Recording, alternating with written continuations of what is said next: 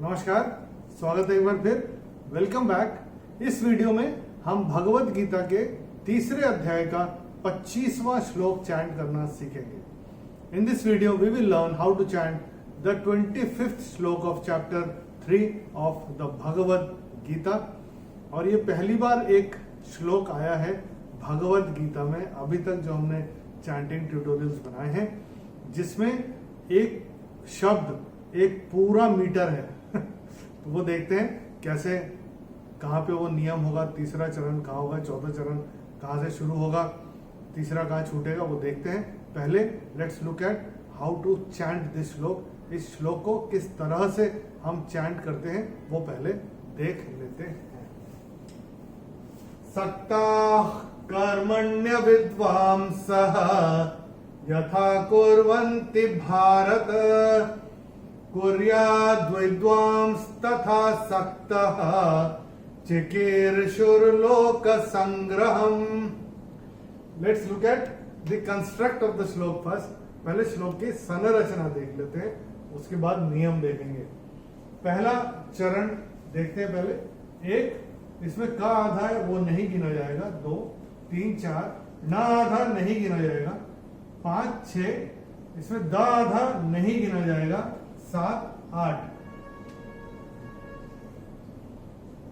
ये हो गया पहला चरण श्लोक का।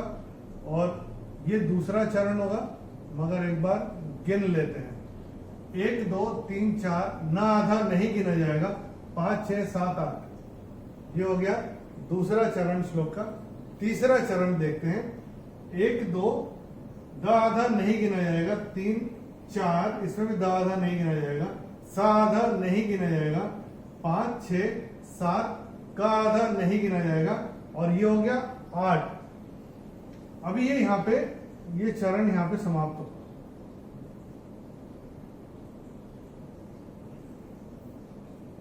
और ये शाह आधा नहीं गिना जाएगा। इसका ट्रीटमेंट क्या होगा ये बताते हैं आपको।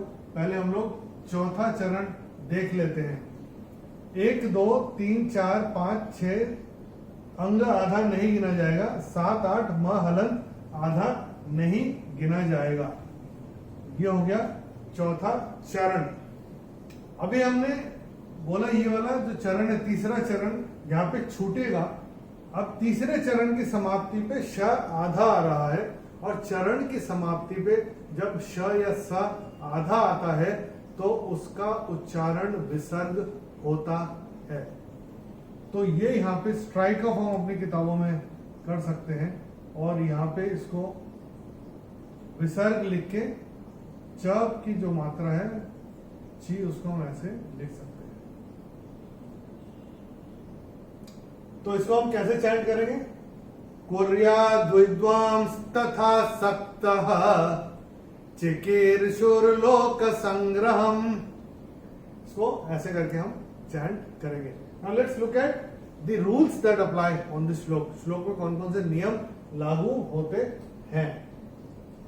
ये जो पहले चरण में हमको दिख रहा है विसर्ग, उसके बाद का अक्षर है क, और विसर्ग के बाद अगर क या ख आता है तो विसर्ग का उच्चारण होता है ख, फ्रॉम द एपिग्लॉटिस, जो हमने आपको पहले भी बताया था। तो ये हम अपनी किताबों में नोट करके रख सकते हैं। तो अगर आपने ध्यान दिया जब मैं चैंट कर रहा तो मैंने कैसे किया था? सक्ता कर्मण्य विद्वांसः ऐसे करके किया था। अब ये जो अनुस्वार आ रहा है व के ऊपर, वो अनुस्वार के बाद का अक्षर है स, और अनुस्वार के बाद जब स आएगा तो अनुस्वार का उच्चारण होगा म। तो इसका होगा म।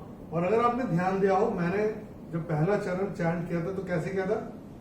सक्ता कर्मण्य विद्वांसः। तो चरण की समाप्ति पे अगर ओ आता है पहले या तीसरे चरण की समाप्ति पे, तो उसका उच्चारण विसर्ग होता है।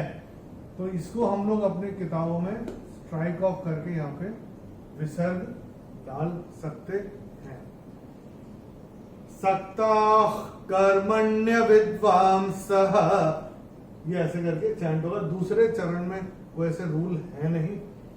तीसरे चरण ये तीसरा चरण कहाँ पे समाप्त हुआ, क्योंकि ये जब हम पहली बार जब पढ़ते हैं और थोड़ा संस्कृत जब हमको नहीं पता होता और हमको पता भी नहीं होता कि कहाँ पे इसको ब्रेक करना है, कैसे पढ़ना है, तब थोड़ी सी कठिनाई आती है। मगर एक बार जब समझ में आ जाता है तब दोनों चरण अलग अलग हो जाते हैं। सो ये कुर्याद् विद्वांस तथा सक्तः, और ये जो अनुस्वार आ रहा है व के ऊपर, उसके बाद का अक्षर है स, और अनुस्वार के बाद जब स आएगा तो अनुस्वार का उच्चारण होगा म। तो ये हम अपनी किताबों में नोट करके रख सकते हैं। और ये जो हमने आपको बताया था कि कुर्याद् विद्वांस तथा सक्तः, तो ये जो श आपकी जो किताबों में दिख रहा है श, वो श को स्ट्राइक ऑफ करके यहाँ पे विसर्ग लगेगा और यहाँ पे तीसरा चरण छूट जाएगा, यहाँ पे तीसरा चरण समाप्त हो जाएगा।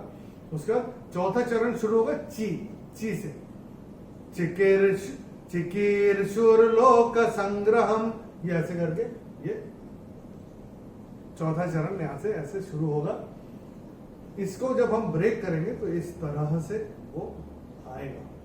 चलिए एक बार मिलके चैंट करते हैं, मैं करूंगा, मेरे पश्चात आप चैंट कीजिएगा।